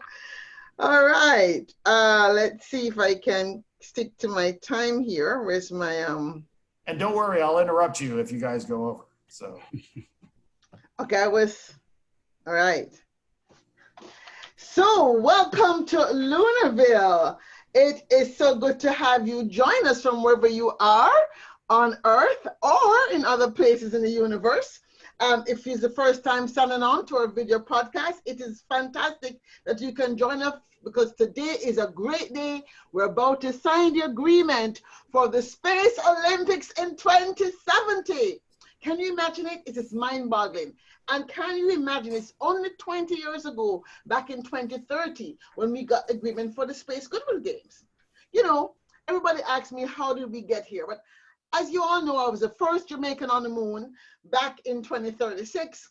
I came up as the first set of citizen cosmonauts to set up Lunarville Alpha Quad and to plan for the Space Goodwill Games, which we've been pushing for 2040.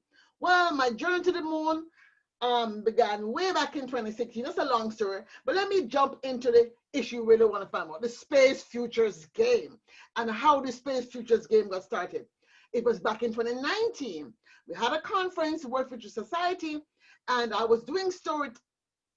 My friend was doing a game. We combined it and we had our first Space Futures Game. Well, back in 2020, for World Space Week, I took it one step further. We had to go online because of, you all remember, the great COVID pause. Well, this launched a big idea. What if we could get people to play games so they could understand that space and future belong to everyone? Yes, space for all. Sustainable Development Goal number 18 was on the thing. Now, why? Let me tell you why. The Outer Space Treaty was signed in 1967, and unfortunately, when we planned it, it was only for countries, yes, only the US and the USSR. But then in the ensuing years, 50 years, we had the European Space Agency, India, South Korea, Brazil, UAE, South Africa, everybody was jumping in. And not only that, it was also the private sector. So by 2020, there was a huge race for space. It was like the wild, wild west of the 2020s. People wanted to use satellites and rockets for tourism and Earth observation, of course, GPS. How could we do without our GPSs? Needless to say, space was becoming overcrowded. So we were worried that if people didn't understand the importance, they would not pay attention. So we said, how can we get it involved? We need to get the children involved because that was their future. So we designed these games to have the children learn to understand space. There were two types of games. There were space policy games and there were space technology games. Now, the space technology game was a big board. We started off anyway at that level in 2020 with a board game online where the kids would be able to play for as being NASA or ESA, and they would begin to figure out how they would create the rules for this new space. And that was what we call a participatory futures online board game.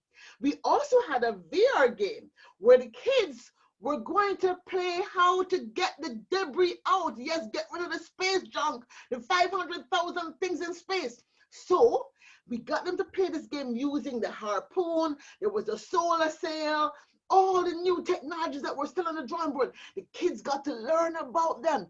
So this game, as back in 2020, was very simple, just AR. But by 2030, it had morphed into like a fully virtual holodeck where they could go with their avatar and play the game. I'm telling you, this Space Futures game idea was the best thing I ever envisaged and cooked up in my brain kitchen. So, obviously, here we are today, 2050. It was a huge success. We have children from all over the world playing Space Futures games. We have over 3 billion people on our platform. The Space Futures game was a winner from day one, and I'm so excited to be a part of it. Remember, we do not own the cosmos. Instead, we belong to the cosmos, and so we have to keep on saying, space for all. Ad Astra, everyone. Dr. Nelson, wow. I look forward to Frank matching your enthusiasm. But let me ask you first, when you think about this idea of Space Futures game, and I certainly appreciate all the emotion and enthusiasm you bring to it, is the idea it seems like it's doing a couple of things, right? It's bringing kids from all over the world together. It's focusing on STEM in many ways. I mean, what would you say is your big overall, as you sell this, what's the big overall accomplishment for children? The big overall accomplishment is to understand, first of all, that as we move into the future, that how we share space and understanding their role as space policymakers, as space data users, as space scientists. And so it will be very important for our children now to understand that, because if in 10 years we're able to actually have a lunar village, it's really important that they now, by the time we'll be in college, if they're 10 now, they'll be 20, they'll be in college, that they're part of the conversation of what those rules making look like. Because we're in a very sticky place where we don't want to make the same mistakes we made 500 years ago. So this issue of making sure people are educated about the future we want is important. So this is a way to get children educated about the future, get some futures literacy, both on the policy side, the political side. They learn some teamwork in the playing of these games, as well as they learn some of the science behind the games. Wow. Space Futures games. And have you seen, have we done anything around this game so far, Claire, or is this sort of a brand new idea? Well, yes, I actually did play the first game in 2019, and we did do a Space Futures game last week for the first time. And we're trying to figure out how can we basically fine-tune the rules around it so we can then make it more available to a larger group of people and amplify that. So we're going to be planning to play another game on Human Rights Day, December 10th, as part of an event we're doing with the UNESCO. UNESCO has a Future Summit on December 8th through 12th, and on the 10th, which is Human Rights Day, we're going to play a game around the future rights of human to space. Excellent. And so we're going to be building the community of practice in this area. Dr. Claire Nelson is the CEO and ideation leader at Forum for the Future.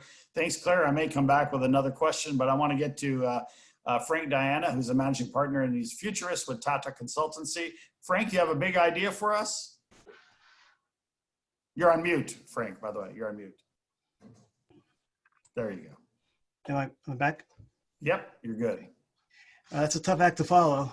So I will start by, my big idea is a radical reimagination of the education and learning paradigm. Anybody that follows my work knows that I think the next decade will be viewed by historians as the most transformative decade in all of human history.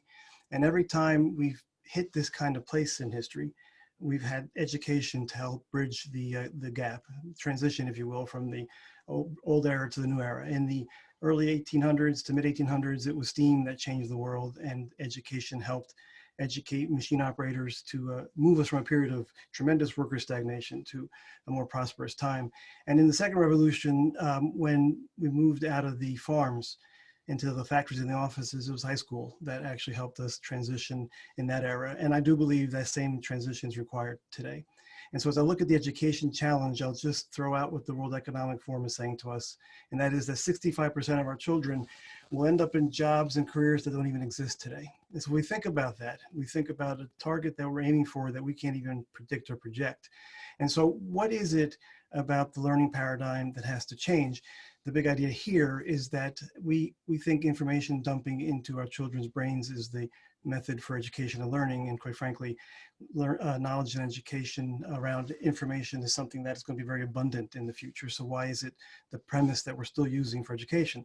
So what does the new era of education require? So the big idea here is, first and foremost, it's a bridge to the new era. It has to be focused on interpersonal dynamics. It has to instill compromise as a virtue. It has to help us be more humane and moral. And it has to nurture the right sides of our brains. If we think about the automation that's coming, why aren't we focusing more on compassion, imagination, judgment, intuition, perception, risk-taking, reasoning, holistic thinking, creativity, the ability to synthesize information, empathy, social intelligence, and emotional intelligence? And so how does the education system change to really nurture those things? And if I were to think post K-12 education, preparing our children for the world of work, we have to focus on a world that's going to increasingly hire based on skills, not credentials. A hybrid model that uses businesses and traditional education to educate our children. Apprenticeships as a major piece of the education paradigm. And in the MBA realm, less focus on short-term shareholder gains and more focus on long-term vision. And from there, I envision that this idea creates a new capability profile where we will build into our children a profile that focuses on these things: creativity, curiosity, explorers, imagination, critical thinkers, problem solvers, collaborators, people that are adaptable and flexible, influencers, people that can connect dots, continuous learners, status quo challengers, and again, entrepreneurial spirit and an ability to ask the right questions. So how do we get there from here? We've talked a lot on this call about innovation and technologies, and that is part of the process. Technology will be a big piece of this discussion, but it has to lead us to self-organizing learning environments, a game-based education model where we use gaming as a fundamental technique to learn, exploring the learning environment through augmented and virtual reality, personalizing everybody's learning through artificial intelligence. This notion of virtual school, which obviously we're experimenting with, is going to grow. Peer-to-peer tutoring networks will become very big. And then other innovations will include things like nano degrees, adaptive learning, personalized learning, the human cloud, where we learn from everybody else on the planet, online education, obviously, virtual teachers, holographic training, and AI-enabled training. And all of this, to a point that was made earlier, as we look at everything approaching near zero marginal cost in the future, something that happened first in the media and entertainment space, but will happen everywhere. The cost of education will come down considerably as a result of all this. And I think that gets to some of the challenges, but there's a transition of at least a decade that we have to manage through. So that's my big idea. Talk a little bit, Frank, in your idea in regards to some of the stuff we were talking about earlier in terms of this equity divide that we're seeing. Because if you're saying that this is cheaper, actually this could be, or less expensive, this could be something that really helps with this equity divide. Can you speak to that a little bit? Yeah, it's really the process of democratizing everything, right? It's a big goal, but as we watch the deflationary trends of technology and innovation, we really do believe that we will democratize everything. And education is just part of this process. Now, what if, for example, the pandemic has shown a light on the inability to access internet or technology? What if 5G rolls out much more extensively and our, like Facebook and Google's and others' ability to connect the world through satellites and other mechanisms accelerates as well, right? If we get to that place in 5 to 10 years, then I do believe we democratize education as well. But it starts with, if we don't start rethinking why we educate and how we educate, I think we're going to fail anyway. And what do you label your big idea, Frank? Is there like a quick title? Yeah, I've been calling it next generation education. Next generation education, just for voting purposes, right? I want to make sure that.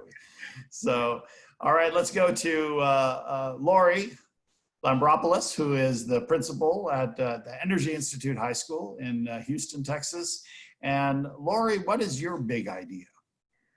All right, well, first of all, I just want to say I've never had to wait to speak so long in my whole life. And so listening to all of this, I felt like jumping up and down in my chair because there's so much that I've kind of been through in the past 8 years where I've really tried to rethink and reimagine education at a very practical level. There's a lot of things that I've already done at my school, so I feel like I'm cheating a little bit that I've just done just because I didn't ask for permission. And I really mean that very, very seriously. I was listening especially to Nicola when she was going through all of her different transformative things about schools. And that's kind of the work that we already started at Energy. And it's been pretty phenomenal. Now, y'all asked me to think about what else I would do. So I feel like I need to just kind of preface it with, when I first started the school, I needed a mission and a vision. Like I needed something to do. I had a really cool superintendent who gave me permission to think outside of the box, and that's all he told me. So Lori, when you do this school, we want to market it as the first one of its kind in the nation. So think outside of the box. Think about what it is, that we could do for the energy industry and create this little STEM school. You've got 4 months to do it, go, And so literally, I tried to pull in a lot of people that I thought had a lot of talent to really come up with these ideas with me. And we just started with a mission statement. And I heard earlier when, I can't remember who was talking about the money issue. The money issue really kind of disappeared for us along the way, because when you have a visionary kind of running the ship, you're creating little visionaries that are underneath your emerging culture that you're trying to create. We started with a mission statement and we said, okay, we're going to cultivate a school with a bunch of non-traditional thinkers who are getting excited about careers in the energy industry. If I wanted to start something really great at a bigger level, I would be asking the question about society: how do we cultivate student experiences to support community and world contribution now at the high school level? How do we get kids excited about that now? And I think you have to start at a real practical level. You start exciting the teachers who are going to be getting these kids excited. And that requires training, that requires having a plan. Project-based learning was just starting about 10 years ago, and I jumped on that bandwagon and I just said, we're gonna do this, and we're gonna start with this formula, and we're gonna have kids solving problems. Well, all of these motivation problems that we deal with kids, it started melting away when the teachers started getting excited about their work again. And then all of a sudden the students started getting excited because they were having to problem solve. And so all of that started to take care of itself. What would my futuristic school look like? Well, some of it already looks like that now, but I'm gonna tell you real practically what I wanna do, what I would say we do on a large scale. Get rid of class periods, just get rid of it. We don't need it. Merge content together. Get organized about how we're gonna do that. What content is it really that we want kids to know? All kids get technology. They all get a laptop. Don't spend money on books. I forgot to order books the first year I put the school together, so we had to use the laptops. Help the teachers right away with getting onto that bandwagon. Get rid of the grading system. We don't need grades. It's just not a real motivator. It sends the wrong message. And then when they get to college and all they want to do is earn the grade when they should be thinking about how they want to contribute. Create a mission statement that really helps kids partner and think that they can make a difference now, that their thinking is more important than earning a grade in school. And get rid of that competitive kind of capitalistic thing. Like, I just don't agree with it. I don't. And I feel like we're creating a school that's really kind of set people in that direction. I think the millennials are onto something. They want experiences more than they want cold hard cash.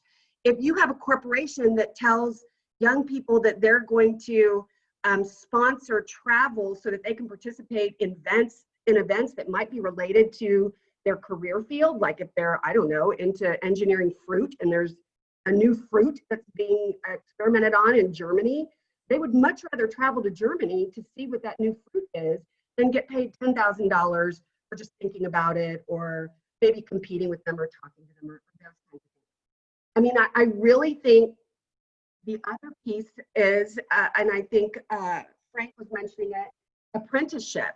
Like, instead of the bachelor's degree, it's not helpful. It's just not. It's not helping our kids get interested in contributing to anything. It costs a heck of a lot of money. A lot of kids are out there getting business degrees, and it's not getting them a good job. What's getting them a good job is when they are feeling that they're a part of a culture where they want to contribute. And a lot of that contribution has to come from creating that culture. And it's the people above the leaders who are helping to do that. And so if you're a leader that's helping other leaders to create this culture of excitement where you want to contribute, it trickles down, and I'm watching that happen at my school. So yeah, ultimately apprenticeship, I've seen things that they're doing, I think it's in Switzerland, I can't remember, but I went to this one futuristic thing where apparently there's some kids in high school who just choose their career in the 12th grade. If they want to be a chemical engineer, they start their apprenticeship right away with a group of chemical engineers, and then they're learning that skill, that science, that technology, that it wouldn't be like it would be 30 years ago if you wanted them to do an apprenticeship, because it would just be learning from that one person. Technology has opened the walls. Like, we don't have walls between people anymore. And so I feel like, you know, transformatively thinking about how we want to create this culture of different kinds of schools is the way to go. So one thing, Lori, I wanted to ask you is I have visited Energy, and it's a fantastic high school. So many great things. And some of the things that Nicola mentioned, you guys are already doing, the maker space and so forth. Learning outside, yeah. Oh, and the maker space. I have a dream for a big community maker space where I think kids from all over the world should come and attend and be able to use this high-end technology. The one thing I wanted to focus, this idea of, first off, your idea is not undifferent than Frank's idea, right? There's a lot of similarities there in terms of this reimagining education. The idea of no grades. I was the dean of a college up in Massachusetts, Hampshire College, where there are no grades. And I felt like the students were intellectually very curious, right? It just created a whole new atmosphere on a college campus. But people have a hard time with this idea of no grades, right? We've lived with grades for so long, but this is what we're talking about, the future. So when you think about some of these ideas, and you deal with parents every day, how embracing of some of these ideas are parents when indeed many times they're very traditional? Our parents are noticing such a difference in their children that come to this school. I didn't have this school for my two older children, but my two younger children are attending my own school.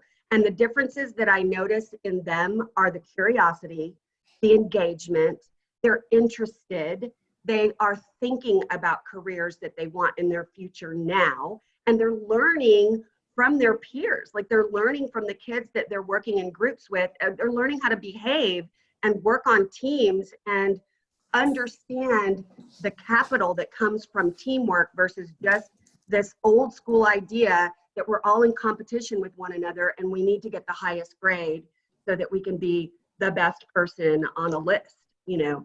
Yeah, very good. And what's the title of your proposal here, Lori, just so that as we're voting, we want to have. I would call it, I had a hard time with this. I would just call it cultivating non-traditional thinkers in the world.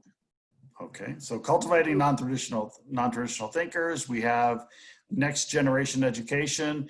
And Claire, yours was the space games. Did I get that right? So unmute yourself, Claire. Sorry, you're muted, Claire. Sorry. The Space Futures Games. Space Futures Games. Very good. All right. So Lindsay, Alex, how are we doing this voting now? Tell us how we vote. How does the audience vote? Okay, here we go. Just vote on which one you thought was your favorite and submit it. It should be on your screen. Everyone should have it. Vote. And then are we going to see a result? Someone could talk to me. That would be okay. It's computing. We're waiting for all the votes to be tallied. Excellent. Okay, very good. It is a hard choice, right? And different in many ways. Claire, yours is sort of this big, bold, very future idea, right? And it is, because I mean, we're thinking about creating something different. Yeah. And, this doesn't yet exist in any way, shape, or form. Right. I mean, obviously, gaming exists, and obviously, people are gaming already and using games to teach, but it's a very particular sustainability question. My goal is helping people to achieve the sustainable development goals. One way to get that global shift, mindset shift, is to do it from space. And actually, space can support all the other sustainability goals. So once we get them on the board, now we begin to flesh out so that if we're able to get the funding to start, let's say next year, I think we're going to be able to make not the current document that says we can't make the sustainable development goals until 2092, but 2092 will be toast if we don't do something different now. So we have, I think, if not the next 10 years to really ramp up. So even if we don't make the goals, we need to be halfway there so we can then do the second 5 years. By 2035, we should be much more on the road to a 1.6, for example, of climate change. So having the children who are going to be shaping that science and shaping that policy, get engaged at this point, I think would be the best. All right, so here are the polling results. And it looks like Frank is the winner, with Claire coming in second and Lori third. What is the deal, Frank? Always the white guy. What is the deal with that? So it's... Yeah, I'm not going to take credit for that, but it is a deal. It is a deal. So listen, I loved all of these ideas. These are all fantastic, and these are all things that we really want to see happen. And so we certainly appreciate you guys for your ideas and for the work that you're doing, right? I mean, this is something, there was no bad idea here, obviously. So it was great. Alex, your thoughts on these ideas? Alex Whittington, our futurist. Very futuristic. What I liked about all of them was using technology to enhance humanity, to bring out the best in us rather than, hold us back. So great futurist thinking. Thank you, guys. Yeah. And as Anna mentions in the box, to be fair, the voting was super close. We're talking about 1 or 2 people. So that was very good. Thank you all for the work that you're doing. As we finish up, Gretchen, you have a few final remarks for us before Alex and I finish up? I do, just a little bit of housekeeping. Thank you everyone for attending. Just another reminder of our next event, which will be the day after Election Day, when we talk about the elections and what it has to do for Texas and Texas's children. We are going to have a survey that's in the chat. Please click on that Survey Monkey link so we can hear your thoughts about today's event, and that will help inform our future topics.